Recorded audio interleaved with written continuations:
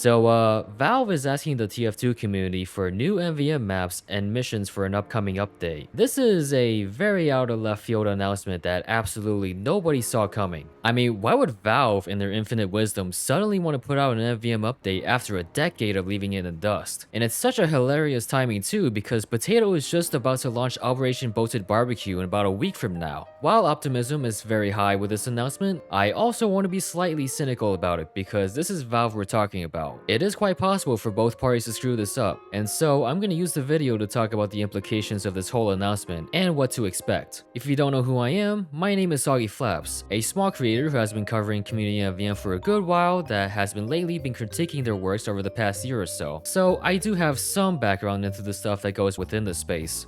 Let's talk about the good. This has definitely given a huge spotlight on the community side of MvM that had been quite niche for the past decade. For context, MvM did not receive major updates ever since Two Cities for the past 12 years. And I'll just say, this whole announcement did bring out a lot of people that were previously inactive in the scene. And it has also sparked a lot of excitement for various mission makers and content creators within. All of this is great to see, to finally have exposure at such a wide scale. But how is all of this gonna work? I mean, after all, this is the very first time Valve has asked for content specifically from community MvM. They are asking for maps that don't need to be Halloween themed, even though their deadline is somewhat close to that. And missions? Well, there's not exactly a pop file or a mission section on the TF2 workshop page, and you can definitely say no to Game Banana. So as of right now, in order for your mission to possibly be added in, you need to work with a map creator to have it be included within their map. But there's a problem. By subscribing to the map on their respective workshop pages, you will only be able to download the map itself, not any of the other assets like mission files, custom icons, or navigation files. These other things need to be provided via an external link, which usually the corresponding map provides. That's all to say that currently, you cannot get the maps working right out of the box, because every other kind of map does not have to deal with any of these issues. However, there is a possible chance that the logistics of this can be overhauled, and as of writing, there has been a workaround provided in the community MvM space. Until then, we'll just have to see. Now, let's talk about the missions, because I think this is the most important aspects of this whole thing. First of all, community missions are a whole different ballpark compared to the Valve missions. They are not only better paced, along with a whole slew of custom robots, but they are also a lot more challenging. To be honest, that's kind of a hyperbole, and the gap isn't that wide with the advanced and intermediate missions, but they definitely need to be taken more seriously due to the amount of power creep and increase in player skill over the past decade.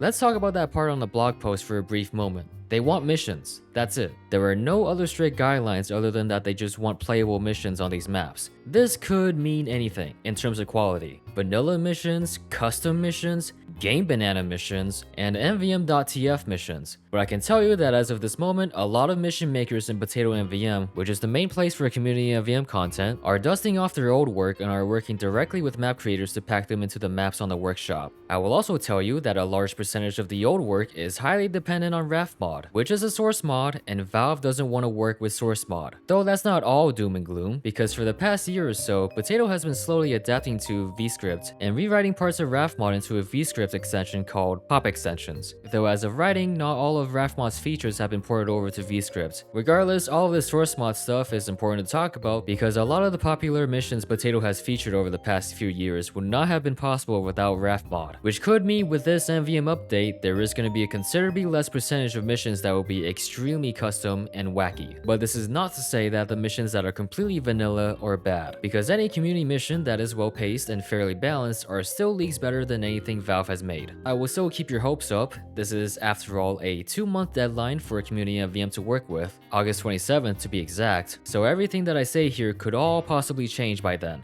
As for how Valve's gonna execute on this, honestly, I don't know. Nobody knows, and everyone can only speculate by this point. So, what do I think could happen? Well, Valve could just do what they always do, copy and paste the MvM maps into the seasonal map pool and then dump them into the mist category afterwards. Call it a day. But as stated earlier, this whole thing is pretty much unprecedented. They could very well add the maps into the Man vs Machines mode and have all the content as their own tour. You would play the missions in Boot Camp, the free mode, or in Man Up, the pay $1 to play mode. Just out of curiosity, I polled the Potato Discord for their vote on this, and the vast majority would also say the same thing. I've seen a lot of people speculate on what loot they're gonna add for it. Australiums, Strangerifiers, the unused Uranium and Mirror bot killer heads. Personally, I don't think they're gonna do all that because Valve has not added anything other than war paints and cosmetic cases for the past 8 years. Chances are it's gonna be the same loot as before, and probably some cases thrown in there too. Then again, I could be very wrong about all this. But there's another problem. As stated earlier, there were no strict guidelines set on the maps and missions. If you've known Potato and Moonlight for a while, they put a lot of missions in their operations, about 15 to 30 missions on average, although they have spanned across many maps where each one individually has a few missions at a time. I hate to speculate and doom post, but the maps that Valve would potentially look at could have way more than 4 to 6 missions in them because everyone wants a piece of the pie. In other words, it would be extremely time consuming to be playing these community missions for the same probability of loot you could get elsewhere. And boot camp really isn't all that populated, at least from what I hear. So you're less likely to find players that play in this theoretical tour in the long term. And if you know anything about Valve's track record, it's not like these missions would be rigorously playtested by Valve employees the same way Potato and Moonlight judges have. Just as mission makers can create some of the best MVM content out there, they can also very easily sneak in some bullshit by adding changes to the bots that ruins the experience for everyone. Or you could just have a sloppily made mission and a sloppily made map just for the sake of making some profit.